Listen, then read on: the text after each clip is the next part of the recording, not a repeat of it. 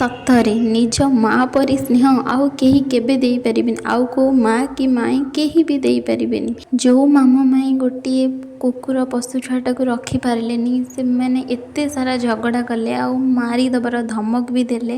ଭାବନ୍ତୁ, ଯେହେତୁ ମୁଁ ବି ତ ଏ ଘରର ପିଲା ନୁହେଁ, ମୁଁ ଆସି ମାମୁଁ ଘରେ ରହିଛି, ତ ସେମାନେ ମୋତେ ବି କେମିତି ବ୍ୟବହାର କରୁଥିବେ। କିନ୍ତୁ ତାପରେ ବି ମୁଁ ଏଠି ରହିଛି, କାହିଁକି ନା ମୁଁ ରହିବାକୁ ବାଧ୍ୟ। ମୁଁ ଅସହାୟ, ମୁଁ ଘରକୁ ବି ଯାଇପାରିବିନି। ଘରେ ବି ବହୁତ ପରିସ୍ଥିତି ଖରାପ, ବହୁତ ଡିଷ୍ଟର୍ବାନ୍ସ ପରେ ବି ମୋତେ ରହିବାକୁ ପଡ଼ୁଛି। ବାପା ମାଆଙ୍କୁ ବି ଏସବୁ କଥା ମୁଁ ଜଣାଉ ନାହିଁ, କାରଣ ଜଣେଇଲେ ସେମାନଙ୍କର ବି ବହୁତ ଡିଷ୍ଟର୍ବାନ୍ସ ଅଛି। ତାଙ୍କୁ ଜଣେଇଲେ ତାଙ୍କ ମନ ବି ଆହୁରି କଷ୍ଟ ହେବ। ସବୁ ପରେ ମୋତେ ସହିକି ଏଠି ରହିବାକୁ ପଡ଼ୁଛି। କିନ୍ତୁ ଆପଣମାନଙ୍କୁ ମୋର ଗୋଟିଏ ଅନୁରୋଧ ରହିବ, ଆପଣମାନେ ନିଜ ପିଲାକୁ କେବେ ବି ଯେତେ ବି ଯାହା ପରିସ୍ଥିତି ଆସିଯାଉ, ଆପଣମାନେ ନିଜ ପିଲାକୁ ମାମୁଁ ଘରେ ରଖିବେ ନାହିଁ। ତାଙ୍କ ମାମୁଁ ଘରେ ରଖିବେ ନାହିଁ। ମାମୁଁ ଘରେ ରହିବା କେତେ କଷ୍ଟ, ଯେଉଁଟା ଯିଏ ରହିଛି ସେ ଜାଣିଛି, ଆଉ ମୁଁ ରହିଛି ମୁଁ ଜାଣିଛି।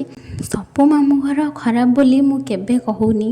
ହୁଏତ ବହୁତ ଲୋକଙ୍କର ମାମୁଁ ଘର ଭଲ, ଆଉ ମୋ ମାମୁଁ ଘରେ ସମସ୍ତେ ଖରାପ ନୁହନ୍ତି। କିନ୍ତୁ କୁହାହେଇଛି ନା, ଗୋଟେ ମଗ ଅମୃତରେ ଯଦି ଗୋଟେ ଟୋପା ବିଷ ପଡ଼ିଯିବ ନା, ସେ ମଗଟା ଯାକର ପାଣି ପୁରା ବିଷ ହିଁ ହେଇଯିବ। ତ ସେମିତି ଯେହେତୁ କିଛିଟା ମାମୁଁ ମାଇଁ ଖରାପ, ତ କଷ୍ଟ ତ ହେବ ନା, ତାଙ୍କ କଥା ବି ତ କଷ୍ଟ ଲାଗିବ।